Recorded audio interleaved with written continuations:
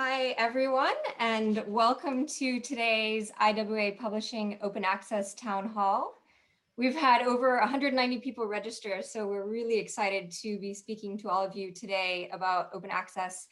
And it looks like you all come from all over the world and are a mix of librarians and researchers and publishers, so we're very excited to have you today.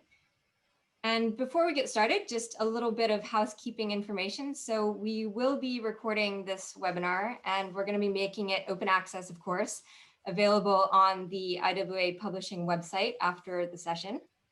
And for those of you that have registered, we will be sending you as well a post-webinar email with the recording and the slides and any answers to questions that we don't get to today.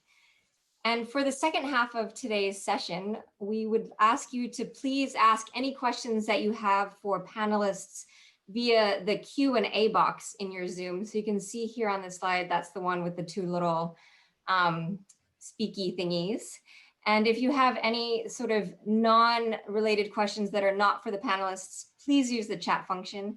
And you can all as well chat to one another on that function, say hi. We do have a colleague of mine who is moderating this, so he will be answering any sort of related questions on that. But in the second half, if you do have questions with the panelists, please specify who you're asking the question to and type it in there, and we will try to get to all of those. And just to note, you are all on mute, and we will not be able to respond to the raise hand since there are so many of you on the call today. So I'm very excited today to be speaking to all of our panelists. My name is Sarah Bothart, and I'm the open access publisher at IWA Publishing. And for those of you that are unfamiliar with IWA Publishing, we are a not-for-profit publisher owned by the International Water Association, which is a learned society focusing on all aspects of water, from water and health to water and climate change. And our joint mission really is to spread knowledge worldwide about clean drinking water, safe sanitation, and the latest innovations in water technology and sustainability. And in today's Open Access Town Hall, we will be exploring the topic of open access and how IWA Publishing plans to become fully open access by January 1, 2021. And we will begin by hearing from our four different panelists who each represent unique perspectives from IWA membership to journal editing to research. And our panelists today include Professor Enrique Cabrera Rochera, who is the Vice President of the International Water Association and Vice Dean of the Industrial Engineering Faculty at the Universidad Politécnica de Valencia. We also have Shelja Singh, who is a PhD research scholar from the School of Planning and Architecture of New Delhi in India, and she is also an open access ambassador for IWA Publishing. We will also be joined by Professor Wolfgang Rauch, who is the editor-in-chief of our journal Water Science and Technology and the head of the Institute of the University of Innsbruck in Austria. And finally, we will hear from Rod Cookson, who is our managing director of IWA Publishing. And after we hear from all of our panelists, we will open up the floor to your questions and an interactive session where we very much hope you will get the answers to all of your different questions. So now I'm going to pass on to Rod Cookson, who will start by telling us a little bit about why and how IWA Publishing plans to be open access from next year. So Rod, over to you. Great. Thank you, Sarah. And good afternoon, good evening, good morning to everyone. Very nice to be talking to you. So I've got the slides. Lovely. As Sarah said, I'm the Managing Director of IWA Publishing, and I'm going to talk about two things today. One is what IWA and IWA Publishing have done about open access so far. And then I'm going to go on and talk about why we would like to do things differently next year and ask you how you can help us deliver what will be something very useful for everyone in the field. So we've actually been doing open access for quite a long time. Our first open access article was published in 2006. And the IWA board made a decision to move in a direction of open access as long ago as 2015. We turned Journal of Water Reuse and Desalination into an open access journal in 2017. We have Engenharia del Agua, which is Spanish and Portuguese language, which has always been free to use and free to publish in. And we've launched 2 open access journals, H2 Open Journal and Blue Green Systems, both of which are pure open access journals. And in 2020, this year, we made Hydrology Research, one of our largest journals, a pure open access journal, which is very much a statement of commitment from IWA and IWA Publishing that we want to move in an open access direction. We also work in different ways to try and increase the open access we provide to our journal content. We've been negotiating with research funders and library consortia in various countries for several years, and we've managed to negotiate read and publish deals in the Netherlands, Austria, the UK and Sweden. These allow anyone at subscribing institutions to read our subscription journals, and also if those researchers publish in our journals, their articles are automatically open access with no charges paid. It's all one centralized agreement, very simple in terms of administration, very easy for the researcher. As well as those initiatives, we've also been working in outreach and in capacity building with an organization called Research for Life for many years. Research for Life active in low and middle income countries. And through our partnership with them, we have a policy where researchers in 70 countries in Africa, parts of Asia, parts of Latin America, can publish in our journals with no charges, open access. We extended that this year with an additional agreement with EIFL, who are a similar organization, which has helped us reach further countries in Eastern Europe and other parts of Asia and the Indian Ocean. What those mean is any researcher in those countries publishing our journal has no charges, is open access. They're good in terms of outreach. They're also good in terms of practice. We had 50 articles from LAMIC authors whose articles were made open access last year, and that number is going up. As a result of those various initiatives, we're publishing a great many more open access articles. This chart here shows the number of articles per year, and you can see that in 2015, that was fewer than 100. And this year, it's almost 600 articles. The majority are in water research and water science and technology, which are the biggest journals. And you can already see in 2020, hydrology research has rapidly expanded as it's moved to open access and is really flourishing as an open access journal.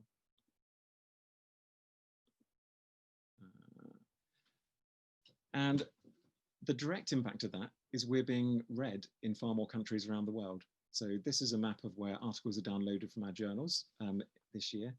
And for the first time, essentially every country on the planet has downloaded IWA publishing journals. You know, this is a huge step forward from where we were a few years ago. And the dark colors are where there are particularly large numbers of downloads. The lighter colors are smaller numbers of downloads. Historically, we've had many downloads from the USA, from Canada, from the UK, from Australia, and in recent years also China. But if you look at this heat map, you can also see India is a major source of downloads for our journals. And we're getting significant downloads from Indonesia and Japan, Iran, Turkey, Nigeria, Ethiopia, Egypt, Brazil. We really have broadened out the base of who is reading the content of IWA publishing journals through the open access initiatives that we've done. So we've made fantastic progress, but by the end of 2019, only 16% of our articles were open access. If we go back to 2015, when the desire to move in this direction was clearly articulated, that was only 1% of our articles. So 16% is great progress. We're conscious, however, it's a long way from 100%. There's still a lot of distance to go on the journey. And outside what we do within the IWA and IWA publishing, there are changes in the research environment. From next January, Plan S comes into force for 13 research funders in Europe, which means that researchers funded by those organizations need to publish in open access compliant journals. And China is in the process of updating its own research policy and is becoming far more closely focused on open access and what good open access outlets are for articles. and good outlets which provide value for money. So there is an external imperative to change as well. For those reasons, we want to move our 10 subscription journals to subscribe to open in 2021. And that's what we want to talk about in particular today. So that begs the question of what is subscribe to open? It's probably the simplest way of delivering open access in a fair form that is equally helpful to everyone. Subscribers who have taken subscriptions to the journals in the past are asked to continue backing the journals when they become open access. There is no price increase for those subscribers. We simply want them to continue their support. If the vast majority of the subscribers agree, then we can make 10 subscription journals open access for everybody. They will have no article processing charges, and everyone will be able to read those articles. So it's barrier-free publication. There are no limitations on whether somebody can afford to publish in the articles, in the journals, and no limitations on whether a university can afford to subscribe and read the content. Everyone benefits. We need to reach the revenue target is the important thing. If we can do that, we will achieve open access through Subscribe to Open next year. There is information on our website at this URL here, which I will put in the links, or perhaps Ben, perhaps you can put the link in there if you'd like to read more about it. We've also been doing various outreach activities in the recent months. We've done participated in a panel at the Frankfurt Book Fair. We have done another panel at the Charleston Conference, which is the major meeting for North American librarians. We've done a podcast with Against the Grain, which is read widely by librarians. And I believe tomorrow we have a lengthy post explaining our Subscribe to Open strategy appearing in the Scholarly Kitchen, which again is read by many librarians and many publishers. And we're making fantastic progress with our Subscribe to Open. Again, I can put the link for this page in the chat. This is institutions, universities which have agreed to support our Subscribe to Open initiative for 2021. It's already more than 150 universities across all continents in the world. It's fantastic support. We're really pleased to see it. And it's really nice to see the names of some of those universities who are backing us. A simple message for anyone who is based in the university: please do talk to your librarian. Please do go to them and encourage them to support our Subscribe to Open initiative. Explain to them what it is, share the links that we've got there, and back them. 2020, I think, has been a strange year in many ways, but we would like to end 2020 on a positive note, doing something which is genuinely useful. The field we work in, publishes research which does make life better for millions of people every day. It does save millions of lives through better sanitation, through better drinking water, each and every year. It really is important that we make that research available to the largest number of people, be that an engineer in a utility in Buenos Aires, or someone in a university in Tanzania, or somebody working on policy in Shanghai. We really do want our articles to be read by everyone. So everything you can do to support us at this point is fantastically helpful. Please do spread the word and encourage your library to back IWA Publishing's Subscribe to Open initiative. At which point, Sarah, I think you hand over to Kike now. Yes, thank you, Rod. So now we will hear from Enrique Cabrera-Rochera, the Vice President of the International Water Association and Vice Dean of the Industrial Engineering Faculty at Universidad Politécnica de Valencia. And Enrique, I'm going to pass over to you. Thank you, Sarah. Happy I didn't.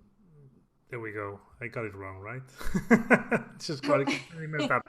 Just got the wrong button. Got the control, but got the wrong button to get to the wrong part of the presentation. You think you can get me there? Should I? Yeah, I think you need to go back a few. Yeah, I think it just jumped to the beginning. Yeah, I'll just scroll through. Sorry about that. Anyway, very pleased to be here. There we go. Oh, it's because it was okay. I just that was the question slide. I wasn't expecting that, so I've done it all right. So I want to talk to you a little bit today about IWA, the International Water Association, and as it was explained earlier, it's IWA Publishing as a publisher is owned by the association, and we are a non-profit association that is trying to deal. It's an association for professionals trying to deal with matters related to water, all matters. And I think that open access as a concept is embedded in the DNA of IWA.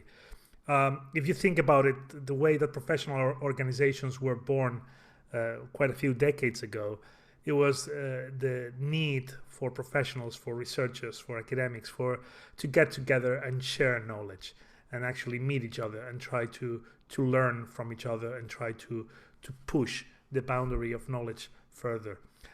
As a matter of fact, if I look at the mission statement of the International Water Association, it's IWA's mission to promote knowledge and provide agenda-setting leadership for the global water community. And I'm just going to take a couple of the bullets that are listed there. The first one is being an international reference and source of knowledge for sustainable water solutions that are robust and flexible in the face of global change pressures. And the second one, supporting the global community to pursue their ambitions in relation to water-related SDGs.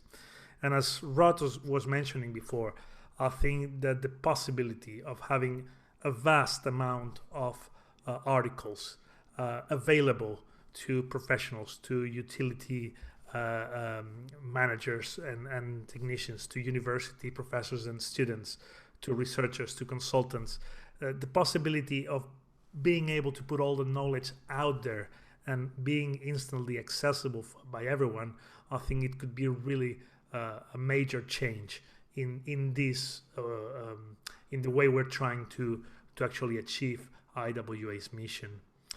And we've been doing that as Rod has said, and we've been trying to have more and more journals. But I think that if all of our journals were open access, it would allow IWA to be much more even than we are today. Once and you saw the map and all the countries that we're already reaching with our open access publications, I think it is crucial for IWA as a global association to be able to reach all countries, all water professionals. And I think that having all of our journals open access, it's really going to contribute to that as it's already doing. And that I didn't want to do that, just press once. The second one is many of our members are academics. Many of our members also who are professionals like to publish in peer-reviewed journals. And right now, as many of you will know, there is an increased pressure to us academics, and also I would say a personal wish of many of us to publish our research in open access publications. And I think that when I think about IWA members, we owe it to them to actually provide a vehicle which is open access for the publication, so they can publish in the association's journals and not do it elsewhere. And of course, the fact that the research is available for everyone to access it and to read it and to actually review it and cite it, it means that that same research is going to be much more discoverable. It's going to reach many more people, and it's actually going to be much more effective in reaching the goals that we set ourselves to. So it's not just that everyone can access it, but the impact of research itself, it's also amplified.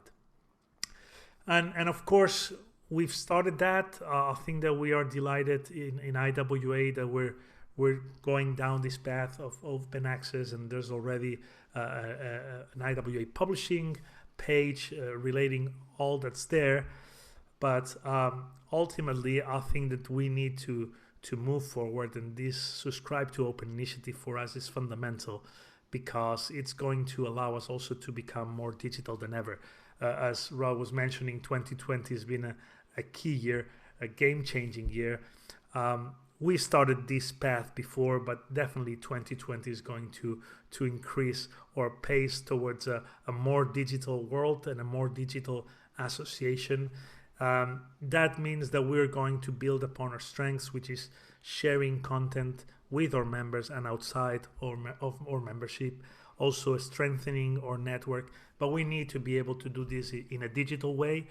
And I think that in some way, open access can really play a crucial role in the journey, because it's going to put out there a vast amount of very high quality research papers that can really be used and be put to a very good ends by the water community at large in the world.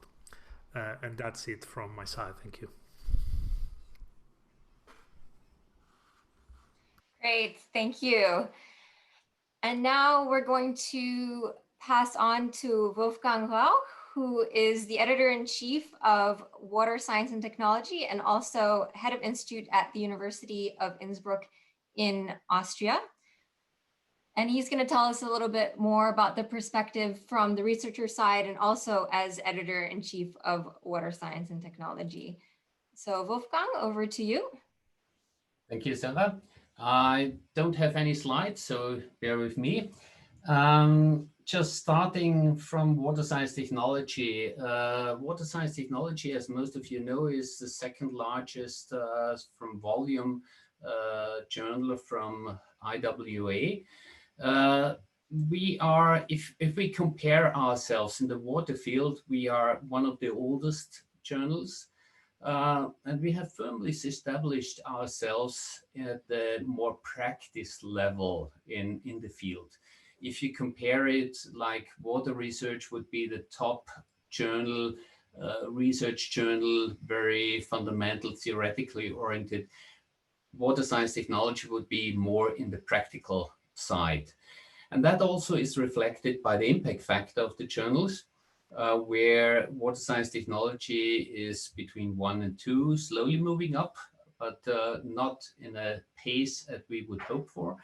Whereas water research is very firmly at the upper end of the field.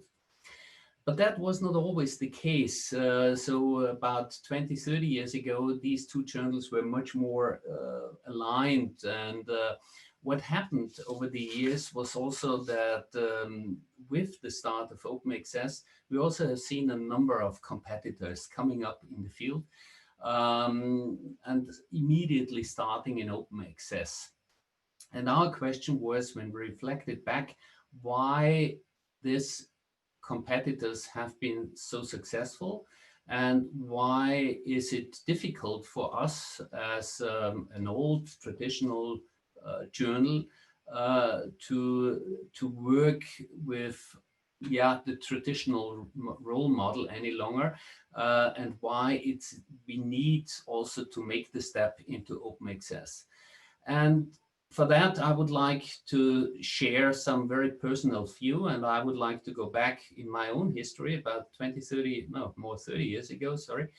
When I, as a PhD student and a young postdoc, did my research, of course, we used libraries, and we used printed versions of papers because nothing else was available. But we did not only use those, we also kept copies. We printed those, and even if we moved, we carried around our valuable treasure of big boxes of old papers. Citations have been heavily biased to those papers which we got hold of, because there was no other way. Now, today, it seems to be different because we go into the internet and we just log on and we download some internet search engine like Google Scholar or Science Direct or whatever, and then we search for the paper. If we don't find it online, we skip it. If it's really important and if it shows up once and again in the whole search process, in the review process, then we try to get hold of it. Either by phoning people or trying to get hold somewhere of a journal, or we shouldn't do that, but last access probably for PhD students would be to go to Sci-Hub or something else. Again, we have a heavily bias of the citations of what we cite for the journals, for the papers we can get hold of, which are open access in principle. And that is what I think is extremely important in the whole business. So if we are not able to introduce open access in a faster pace as what was anticipated before, then we would lose in the end impact factors.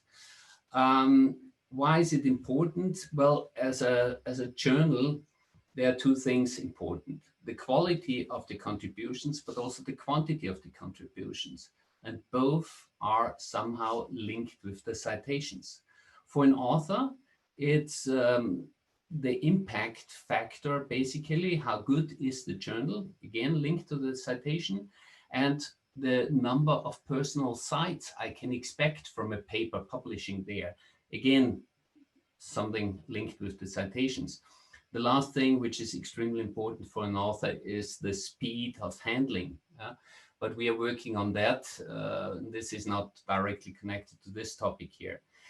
So for water science technology, it's really eminent to make this step. And I think it's really very good and actually a fantastic thing that we have with this subscribe to open a vehicle to achieve this much faster as we have hoped for originally, and we sort of on the other hand feared. I think personally, open access will be tremendous for water science technology, but also for all the other channels, of course, but for water science technology. And what we hope for is that we can push our impact factor up to a level where we are really competitive. I think our aim would be somewhere in the middle class of journals, definitely in the Q1 target zone. And that would give us a complete new incentive and a push forward. So fully in favor and looking forward to do that 1st of January. Thanks. Great, thank you, Wolfgang. And now we will pass over to Shailja Singh, who is our open access ambassador for IWA Publishing, and she's also a PhD research scholar at the School of Planning and Architecture in New Delhi, India. And she's going to be telling us a little bit about her experiences as an OA ambassador and also about the perspective of an early career researcher. So Shailja, over to you. Hello, I'm audible? We hear you, yeah. Yeah, okay. Good evening, good morning, good afternoon, everyone. I'm Shailja. I'm PhD scholar in Physical Planning Department in School of Architecture and Planning in New Delhi, India. I'm doing research on urban water resource management and approaches and serving as a teaching assistant in the same department in Delhi. And currently, I'm exploring surface water related issues, effect of LULC changes on urban surface water resources, existing policies and planning related interventions, existing institutional arrangements, and impact of surrounding catchment of surface water resources for completing my literature study. It is in the current scenario, which I'm doing for my PhD. So my interest area are how urban water and land uses respond to surface water resources, and I want to change the surface water resources picture in Asian countries. For reforming and then implementing the existing projects, schemes which are presently existing at the national level or international levels for improving the condition of surface water resources. So as per my experience in my academics, I would like to tell that I have done work with so many projects in India, basically for Center for Science and Environment on SFD project, and with Beyond Build Private Limited with the Namami Gange project. So here I would like to share my experience with open access, which is like being an early career researcher.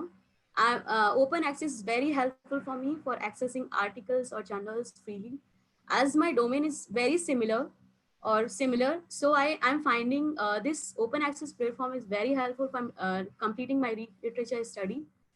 I'm able to get related research articles or research papers very easily. As per my point, knowledge increases by sharing freely. And as it is said in Hindi, ज्ञान बांटने से बढ़ता है. So it should be in a shared mode. Um, so in academic research also, published material should be free as it is created by using public funds. So everyone has right to access in free manner. It should be free for everyone, especially low and middle economic group students or scholars to access, and everyone would be part of every single knowledge. So in my past experience during my masters and in the beginning of my PhD, I faced difficulty for accessing research articles or papers because I didn't know much about the open access platform. So and every renowned publishing platform needs money to access the research paper, and sometimes the material is not available. No, so some I have heard about some very tragic events, such as like if the material is not available in public domain, like Aaron Swartz case. He ended his life after being charged with wire fraud, being he illegally downloaded academic articles. At this time, so this was events has happened in past years. So yeah. At this time, there are 5 fully open access journal under IWA, which are easily accessible on open access platform. I have, as per my past experience, I have published one research paper with open access platform during my masters, and for my PhD, I'm just working on it, and. Open platform is very effective and efficient at and this help researcher academicians in a very effective manner. Being an ECR, early career researcher, it provides the support for building the previous literature framework for developing new research. Open access develops the interrelation among different research domains so that every domain can be benefited. So next, I would like to tell about my experience being an open access ambassador, and why I want to promote this open access platform, which is I would like to say that this is a great opportunity for me, which I get from IWA publishing site, which is like I am getting benefited in terms of worldwide connection with the researcher and academicians of different background in water sector especially, and share, discuss ideas to support open access and spread this knowledge so widely so that everyone can benefit it, and the data would be available to everyone. So as a role of being open access ambassador, it will help me to create a strong networks at global level, and the most important opportunity which I got with the help of this platform, I'm getting the access easily available material for completing my work. So being an open access ambassador under IWA, I'm trying to share this available knowledge based data set among my network with the help of social media tool, so that everyone will get to know it. And next, I'm trying to share this open access platform under IWA in my institute level and department level as well. So next, I would like to share my opinion for open access, why open access is important to every early career researcher, because open access is very important to ECR, to an ECR, because it provides the published data easily and effectively. So and the and in a focused direction, so that time can be saved, and that time can be used for generating critical analysis, so that research can be very effective.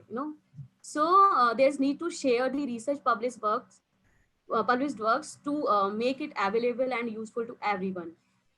There are so many open access publishers in present time, which I get to know in later stage. And many countries are allowing to open access platform for enhancing their research fields, like China, like India as well, UK. Yeah. Open access are very highly quality publications ones, and are leaders in their respective fields. So in open access, research work will be disseminated at global level and will get wider exposure to research. Research will get higher citation. It will have a higher potential for collaborative, interdisciplinary in a way, so that every different domain will be benefited. So this is all my experience with the uh, IWA open access platform, and being a open access ambassador with it. Yeah, that's all. Over to you, Sarah. Thank you. Thank you, Great. everyone. Thank you so much, Shalja. That was very great to learn about your experiences. Thank So you. now we're going to be opening up the floor to questions, and I can see that a number are already trickling in. As a reminder, if you have any questions for the panelists, please do put them in the question and answer box. And if you have questions for any specific panelists, please do specify who your question is for. Looking at some of the questions that are already coming in, a lot of them seem to be focusing around APCs and whether the journals will be having APCs. So maybe Rod, can you clarify for the attendees the difference between an APC author pay model and the subscribe to open, and how we're planning to make our journals open access? Yeah, sure. Thank you, Sarah. Yeah, so with subscribe to open, there would be no APCs. That's the attraction of the model. That's the beauty of it. We ask existing subscribers to continue financially supporting the journal. If we can get all of those subscribers to back the journal, then we can make every paper in those 10 journals open access. So essentially, we would be converting the subscription payment that has happened in the past into a fund for open access to support open access. We do have APCs on all of the journals at the moment. For the subscription journals, it's either $1,650 for WST and water supply. For some of the other journals, $1,850.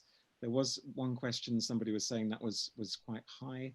I think it's high, obviously in certain parts of the world, which we do the initiatives like Research for Life.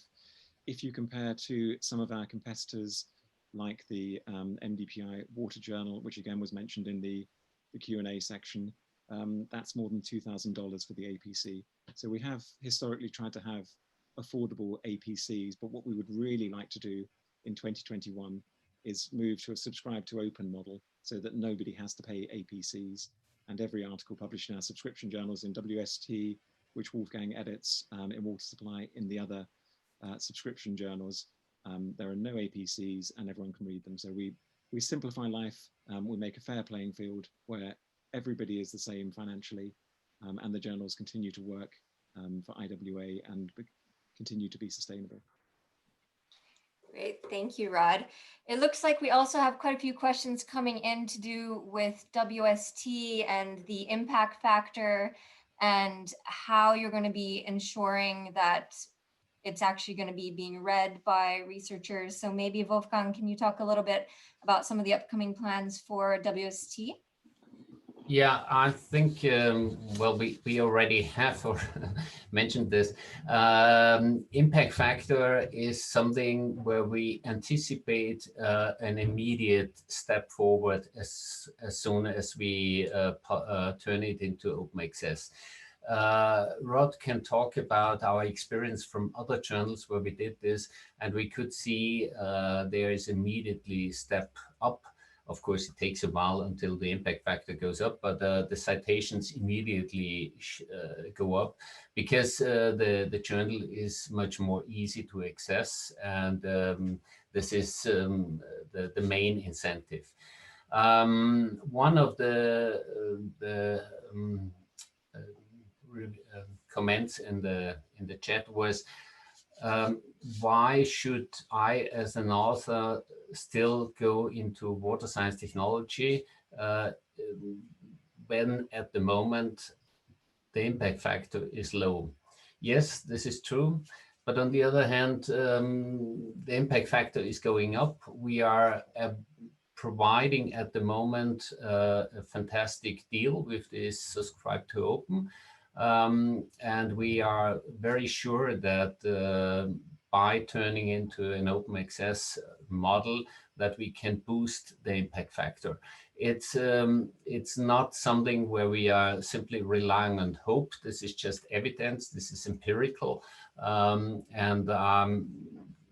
We are, of course, doing all what we can do from our side in order to ensure that. We have, that was also one of the questions here, we have gone over the journal about a year ago and streamlined the whole process, trying to kick down really significantly the handling time, time till first decision. Of course, a new journal where you have streamlined the whole process is faster. I acknowledge that water is really extremely fast, but I would also claim that quality has some implications also on time. If you make the whole handling time extremely fast, you're losing somewhere. Yeah? And in order to maintain our quality, in order to maintain what we think is a security check on the papers, on a quality check, to make it really the standard which we can live with, that takes a little bit of time. But we are trying to push that down as fast as possible. Great, thank you, Wolfgang.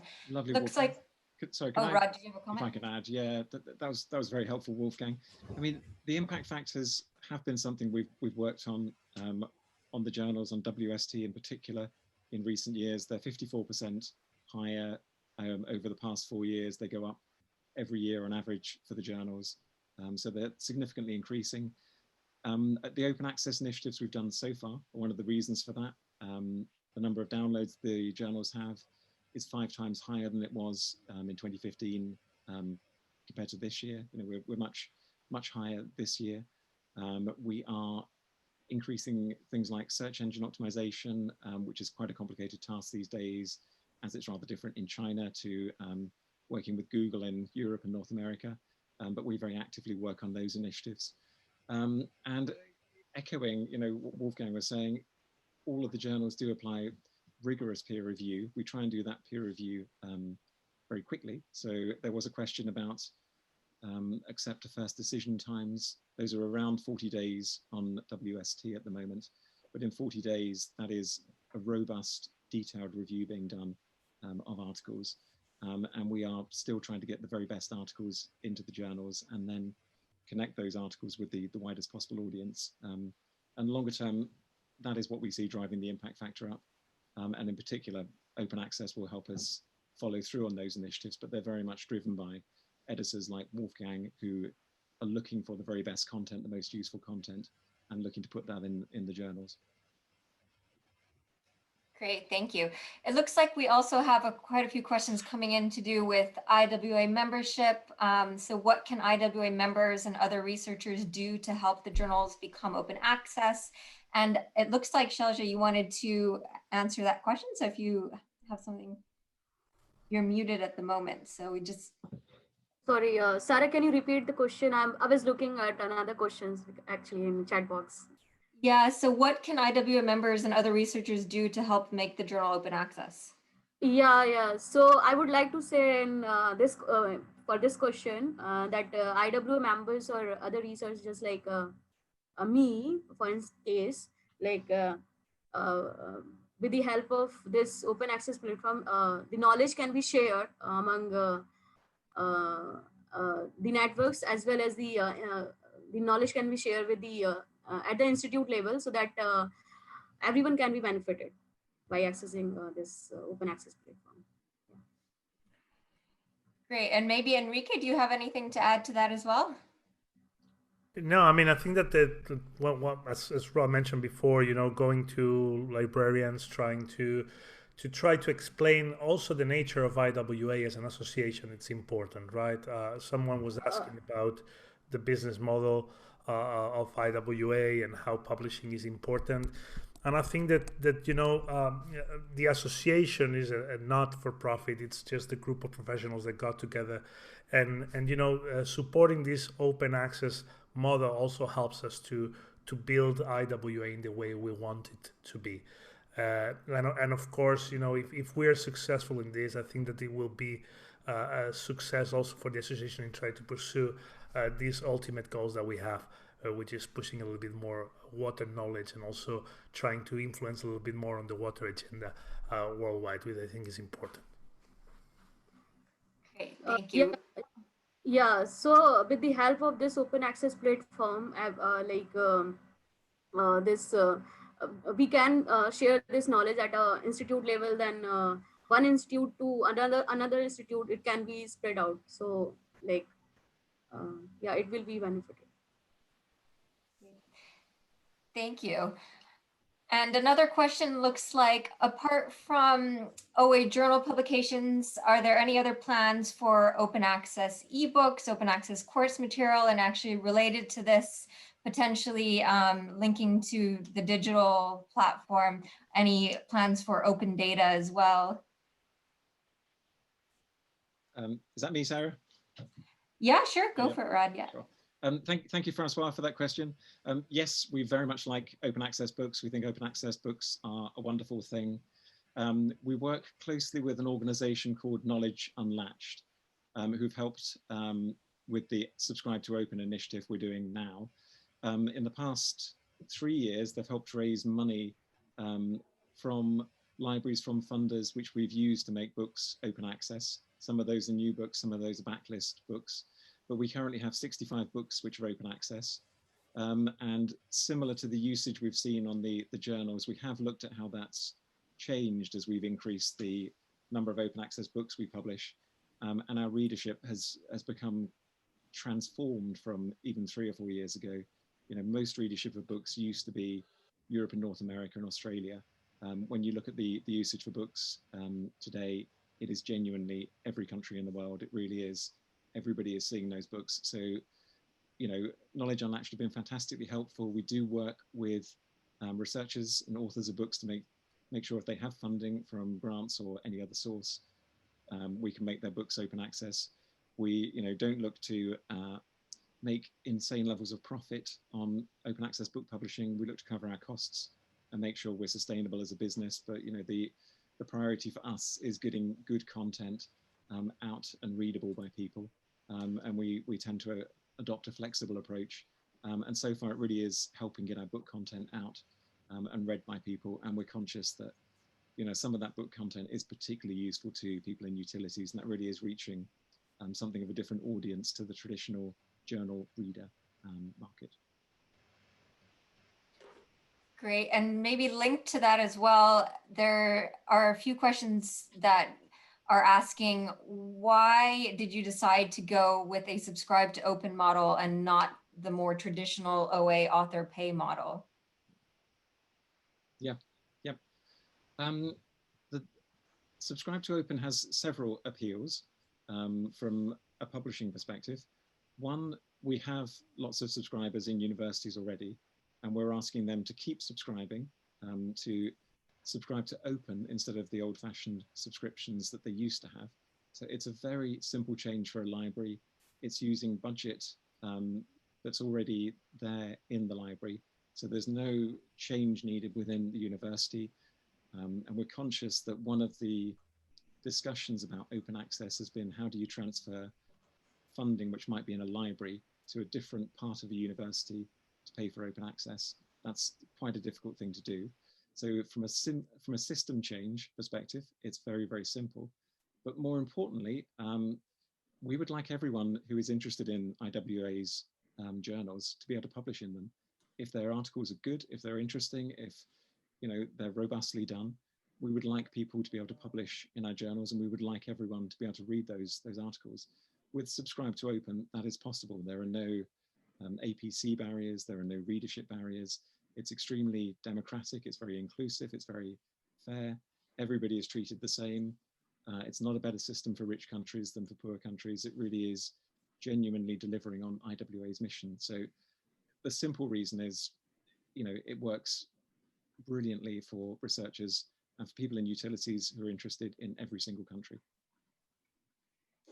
Great, thank you. And we have a more technical question here from Veronique. Through our IWA membership industry, we have a free subscription to hard copies of Water Science and Technology and Water Research. Does this mean that as of 2021, we have open access to the online copies? Yeah, thank you, Veronique, for your question. We do like print. We will keep the print available. If people would like to pay for print, that will be possible. Equally, if you're in a utility, working in the water sector, you would have access online to the journals. So it would be a choice for you. There would be some charge associated with fulfilling print, but you would have access through Subscribe to Open online, yes. Okay, thank you. And then this one, I think might be for you, Enrique. It's why is it difficult for the IWA to pick up on the question, how sustainable is sustainable technology and service? Wow, yeah, I read that one and I just kind of don't understand it fully. I don't know if you have maybe it can be clarified further, but I was reading that one some time ago. Yeah, so Johan, maybe you can clarify and we'll get back with that one. Let's see. One of the other questions which we were emailed in advance is sort of how is the Subscribe to Open going so far? And maybe Rod, you can give us an update on where we are. Yep. So far, going very well. As I said, more than 150 universities have committed to support Subscribe to Open for next year. We're comfortably more than halfway to the target we have to achieve Subscribe to Open. There's still work for us to do, but so far progress has been brilliant. Please do spread the word. Please do encourage your library to get behind us and help us make this happen, because we do need everyone to get behind the model and support the model. But so far progress has been brilliant. We're really pleased with the universities that have committed, and we would just like to see everyone else follow their very strong lead and support us. Great, thank you. Enrique, I'll let you read that question, but in the meantime, Wolfgang, what do you see as some of the biggest challenges with making WST open access? What are you going to have to focus on in the next couple of years, and what do you look forward to most? Well,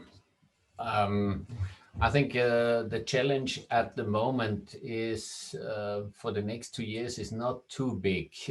The challenge is mostly with Rod in order to ensure that the Subscribe to Open process deals work. For us, running the journal will be pretty much the same. Doesn't change too much. Then we are getting, but we are running upfront a hill, let's put it like this. If we change to the normal role model, APC role model, then of course we have to provide enough service for the authors to really send us the articles. And that means we have to bump up our impact factor, which simply means that in the next 2 years, we have to make the best performance as possible in order to increase the indicators, the performance indicators of our journal, and make it so attractive that in the moment when the other role, the normal open access roles start to kick in, that we are safe and up to a standard that everybody would simply love to publish and further to send the articles. And if I could contribute on that, Sarah. So I'd echo everything Wolfgang said. And I would also think of some of the things that Shelia said before, that we have consciously in the past few years been broadening the editorial teams of all of the IWA publishing journals. We do want them to be representative of where research is being done around the world. That's happening on WST and other journals. I think one of the things that Subscribe to Open would help us do is bring in that next generation of good researchers all around the globe, involve them in the journals, have no barriers to those people publishing. You know, if they publish good enough research, they'll be with us and they'll be included, and they'll become part of the IWA family and part of the you know, what the journals we publish are there for. It's very important for us to be a good map of, you know, what goes on in the community in the broadest sense. And I think this is yet another way that we can serve that mission better. Great, thank you, Rod. So we've only got about 4 minutes left in the webinar, so I'm just going to open up the floor for if any of the panelists have any sort of last-minute comments that you want to make.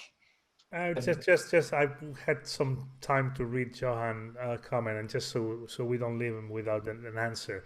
I think this is far too complicated to deal with here. But what I will say is IWA's position is that of its members. So I think you're very welcome to join us in our specialist groups. This is where we debate the kind of issues that you've raised in the questions, and you know, it's through engaging in these debates with other researchers, with other technical people, that you can move forward our position. But there's not such an IWA position on the issues that you're mentioning.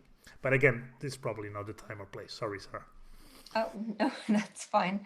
I would like to answer a very technical question from Professor Dr. Morsi El Sonusi. He asked that there are not enough articles about viruses in sewage. I would think that reflects wastewater-based epidemiology.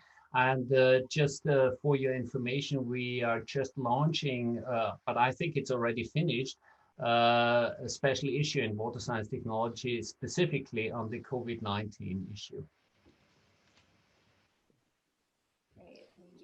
I saw Helena put another comment up further to her question. Muito obrigado, Helena. Thank you very much for your question.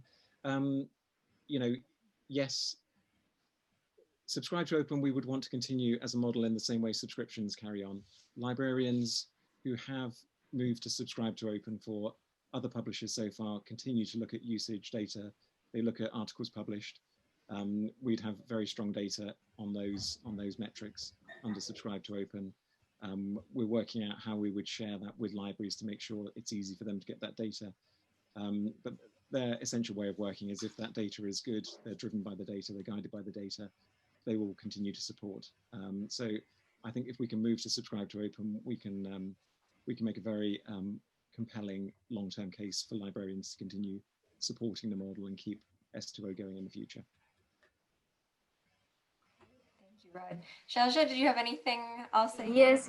I would like to say that subscribe to open has a great thing, which is there are no article processing charges and any other kind of charges. So I think, as per my opinion, everyone should subscribe it and use it, because if anyone is getting knowledge in a free mode, so everyone should use it in a proper way. Yeah, that's my point. Great, thank you. And I'm just going to finally share this screen and to thank everybody for joining us today, and to thank our panelists for sharing their views and their backgrounds with open access today. If you have any questions after the webinar, please do get in touch. You can send me an email there and I'll pass them on to the various panelists. You can also find more information on our website, iwaponline.com/S2O, and we'll be reviewing all of the questions as well to see if there are any we missed and addressing those in follow-up emails after this webinar. But with that, I'm going to close the webinar, and thanks again to everybody.